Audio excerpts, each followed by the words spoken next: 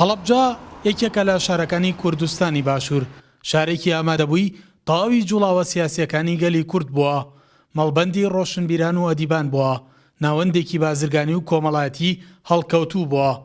28 ساڵ بەر لە ئێستا دانیشتوانی ئەم شارە لە چاوەڕوانی هاتنی وەرزی بەهاردا بوون کە چی دێوەزمەکانی جەنگ ڕژێمە لە ناوچووەکەی بەغداد پاییزی بەسەر ڕۆحی هەزاران مناڵ و ژن و پیاوی هەڵەبجەداهێنا.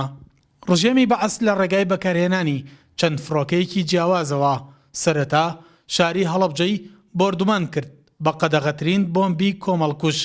دوای 3 سەعاتیش شاری هەڵەبجەی بە گازی کیمیاوی ژەهراوی کرد. ئەم سنوورە زۆرترین قوربانی و شەیدیە و ئەو هاوڵاتیانی کە لێرە شەید بوون و بریندار بوون لێرە گەورەترین زەحیە لەم گەڕەکە بوو. دوای ئالێرەشەوە ئەو هاوڵاتیانی کە ڕایان کردووە لێرەوە چێتە جادێ عەبابەی لێو بۆ دەرەی ماڕ بە دەستی چەپیشە ڕێگەیەکتر هەیە کە چێتەوە سەر کارێزی حاجی ناجی و شەیدان و کۆن و ئێستا هاوڵاتیان شپرزە بوون لێرە. ئەوەنەی تێبینی کرابوو لە دوای کیمیابارانەکە تەنانەت ناپاڵمەکانیش کە بەکار هاتووە زۆرترین بۆمبی ناپاڵم لە باخی گشتیەوە بەرەو شەیدان بووە و بەو شێوەیەش ڕێڕەوی هەواکەی کە ڕۆژی پێشتر وەریان گرتووە سەرلەبایانەکەی وەریان گرتووە بەداخەوە شەیدەکان لە گەڕێکی سەراوە بەرەو تەنقەحەکە و بەرەو گوندی عانە بووە کە دەتوانن بەڵام سێ لە سەرچواری شەیدەکان و سنووری گرتوێتەوە. هاوڵاتیە بێتاوانەکانیش لە ترسی فڕۆکە نەعرەتیەکانی بەعەس بۆ خۆڕزگارکردن لە بۆردومانەکان پەنایان بردەبەر ژێرخانەکان کەچی ئەوانیش نەیانتوانی ببنە فریاد ڕاستیان بەڵکو بۆ سەدان خێزان بوویە دوا مەنزڵگایان. خەڵک پەنایان بۆ ژێرزەمینەکە بەڵام بەداخەوە ژێرزەمینەکان نەبوو بە فریاد ڕاستیان و گازەکان هەمویان لە ژێرزەمینەکان بوون و هەموو ئەو خەڵکە لە ئەکسەریەتی خەڵکەکە لە کاتی لێدانەکە لە ژێرزەمینەکان و لە خۆ دەربازکردنە لە ژێرزەمینەکانە هەمویان شەهید بوون.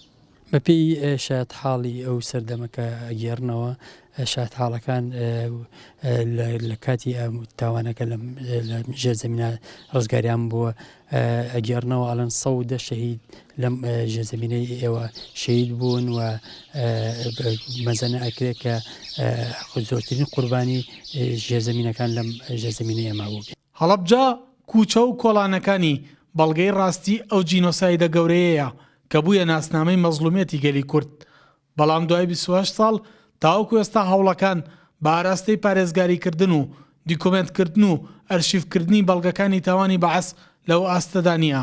ئەوەنی 23 شەیدی بنە ماڵەکەم کە دایک و باوک و خوشکێکم لەگەڵ 5 مان بەعیلەوە تیا چوون.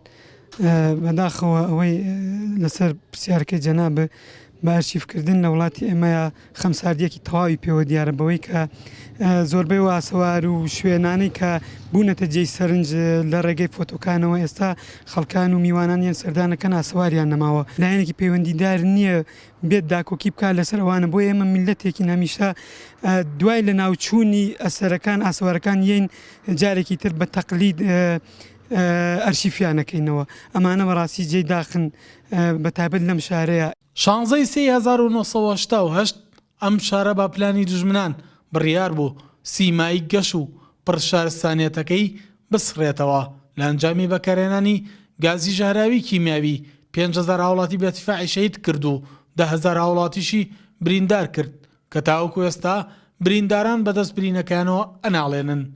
بەڵام ژیان لەم شارەدا بەردەوامە لە ئەستە هەموو قوربانیەدانەشی ئێستا هەڵەبجا یەکێکە لە پارێزگانوویەکانی عێراق گەنجان بە هیواوە ئێستا هەنگاو بۆ ئایندەی هەڵەبجا هەڵدەنێن و سرود بۆ ژیانەوە جارێکی تر دەڵێنەوە. سەلاح جەمیل، کورسات نیوز، هەڵەبجا.